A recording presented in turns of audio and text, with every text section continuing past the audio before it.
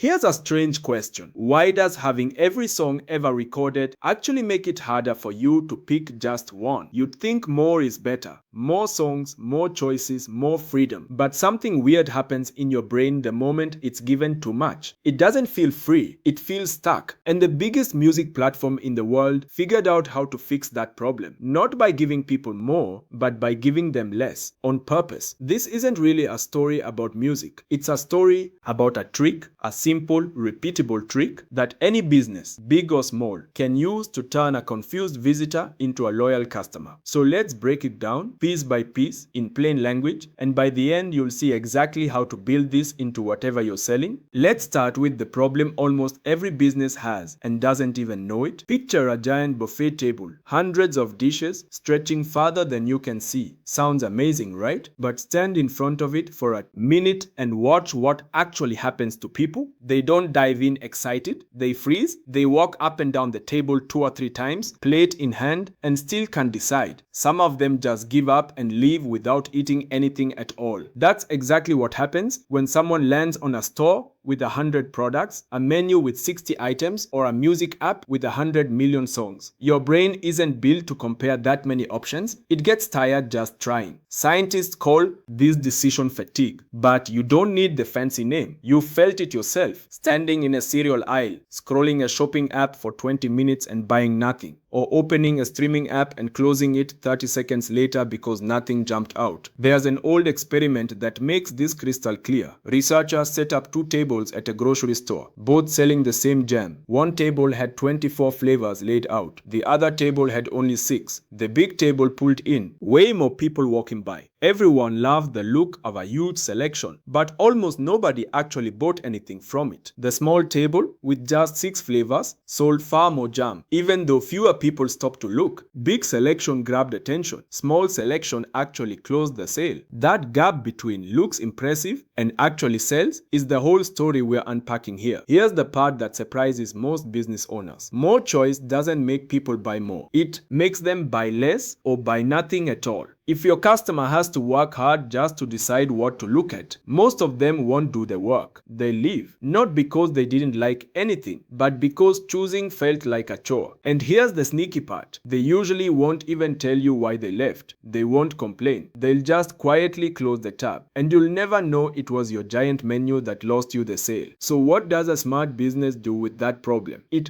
doesn't try to organize the giant buffet better. It gets rid of the buffet completely and hands the customer one plate already filled, made just for them. This is where the second part of the story comes in, and it's the part you can actually copy. Instead of showing you 100 million songs, the app you open every day shows you a short list, a handful of playlists, a couple of rows built just for you. It looks like a small menu, but underneath it's still connected to everything. The difference is you never see the size of the ocean, you just see the cup of water they poured for you. Think about what that does. The second you open the app, you're not searching anymore, you're choosing between 5 or 6 things instead of 100 million. Your brain relaxes instantly. And because it feels personal, made for you specifically, you don't feel restricted, you feel understood. That's the trick. Cutting the choices down doesn't feel like you're taking something away from the customer. If you do it right, it feels like a gift.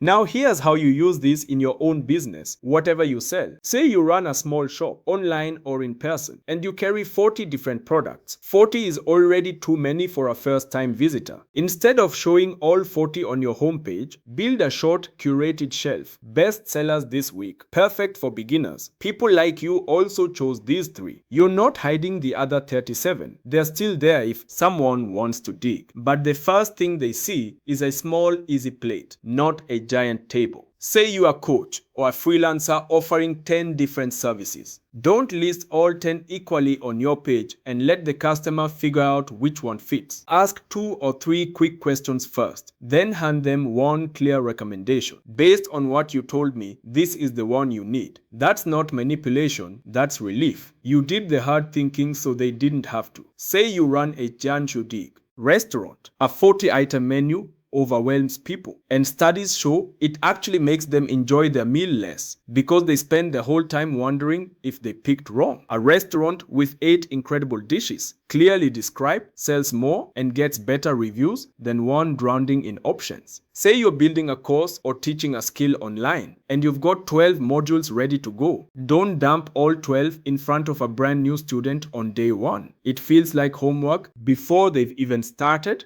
Give them the first small step. One lesson, one win. Something that feels doable in the next 10 minutes. The rest of the 12 modules can unlock as they go, like a path instead of a pile. Even a simple email list works the same way. If you send everyone on your list the exact same message about everything you sell, most of it lands on people who don't care about that particular thing, and they slowly stop opening your emails at all. But if you split your list into small groups based on what they've actually shown interest in, and send each group a short, relevant note, way more people open it and way more people act on it. Same information sorted into smaller plates, sent to the right table. The lesson underneath all of this is simple. Your job isn't to show people everything you have. Your job is to remove the weight of deciding. You do the sorting. You do the thinking. You hand them the shortcut. Now let's go one layer deeper, because this is where it gets really clever. Once someone starts using that shortcut, the app doesn't just leave the small menu sitting there. It keeps adjusting it quietly in the background every single day based on what that person actually does. Skip a song and the next set of options shifts a little. Replay something 3 times and suddenly more of that shows up tomorrow. The customer never sees this happening. All they notice is that the app keeps getting better at knowing them. This feels like magic, but it's not magic. It's just listening and adjusting. And here's the good news. You don't need some giant computer system to do this in your own business. You can do a rough version of it by hand. If a customer buys one thing from you, follow up with 3 things similar to it, not your entire catalog. If someone always books your Tuesday morning slot,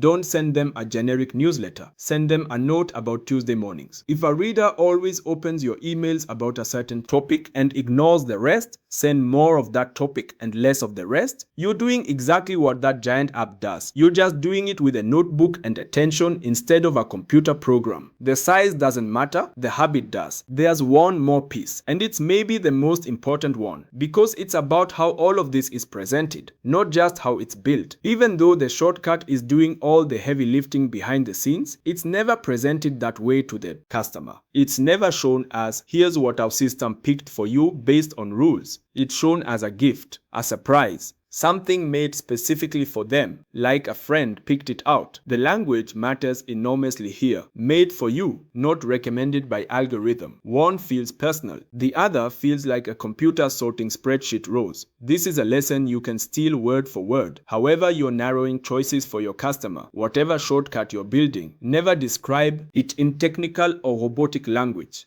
Don't say filtered results or based on our system. Say picked just for you, or your perfect match, or we thought you'd love this. Same shortcut, completely different feeling. People don't want to feel processed. They want to feel chosen. And notice something else about how the choice gets handed over at the very end. After all that narrowing, after all that sorting, there's usually just one big obvious button left. Play. Not 5 buttons. Not a drop-down menu of settings to configure first. One button, right in the middle, impossible to miss. That's on purpose too. All that work of shrinking the options down is wasted if the final step still makes the customer think hard. The last step should always be the easiest one. One button, one click, one clear next move. If your website makes someone hunt for how to actually buy or fill out 5 fields before they can even ask a question, you've undone everything you built by narrowing their choices in the first place. So here's the shape of the whole system laid out simply, so you can build your own version of it starting today. Step 1. Stop showing people everything you have all at once. A big buffet scares people off, even when every dish on it is good. Step 2. Build a small curated shortcut instead. A handful of picks, a short recommended list, one clear suggestion based on what you already know about them. Step 3. Keep adjusting that shortcut based on what people